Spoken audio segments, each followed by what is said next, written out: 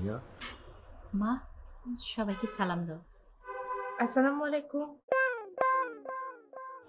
ওয়ালাইকুম আসসালাম। ভাইয়া কণ্ঠটা সুন্দর না? সালামটা আবার একটু দিতে বলতো। না, ভাবির কণ্ঠটা খুব সুমিষ্টি তো, ভাইয়া চাচ্ছিল সালামটা আরেকবার শোনার জন্য। মা আরেকবার সালাম দাও। আসসালামু আলাইকুম। ওয়ালাইকুম আসসালাম। দেখছো কত সুন্দর কণ্ঠ। কি ঘন্টাটা একটু তুলতে পারবে না? তুলবে তুলবে, এত অধৈর্য হওয়ার কি আছে? ভাই সাহেব একটু ভাবির ভাইয়া আসলে দেখার জন্য এখনই দেখো। তোর তুই তুই তুই মানে তুমি ভাবি, সরি, তাকে কি চিনো ভাইয়া? চিনি মানে আমি আমি সাবিনা, তোমার ভাইয়ের এক্স গার্লফ্রেন্ড। ইয়েস, তুই আমার এক্স গার্লফ্রেন্ড ছিলি।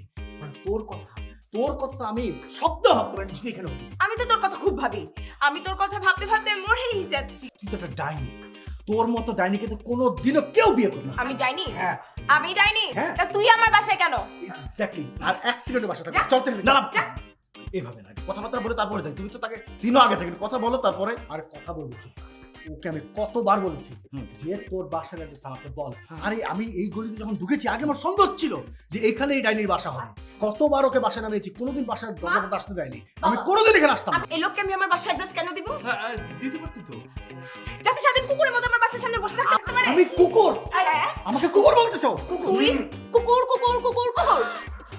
কতবার কুকুর বললি? তুই কি শুরু করেছিস? মা আমি থামবো না, দেখো মা, তো তোমার আমরা কিছুই বুঝছি না। তোমাদের সবার সামনে আমাকে কুকুর কেমন বলছিস। হাসি কেন? কত বড় সাহস! আমি যদি কুকুর হয়ে থাকি তুই তো একটা মহিলা। না মা, তুই তো তাহলে পুরুষ কুকুর। আমি পড়তাম। পুরুষ কুকুর। কত বড় সাহস! দেখছো? বলছি না বাসার সামনে এসে কুকুরের মতো করবে, দেখো দেখো। মা, আমার মনটা চাচ্ছে চট করে আমার একটা ইয়াদব। চল মারবি আমাকে। ভাইয়া শত্রুপক্ষের আক্রমণ, আমাকে আক্রমণ করেছে। কমলা, হ্যাঁ কষ্ট ওরে বাবা জানি। না না না। ভাইয়া ভাইয়া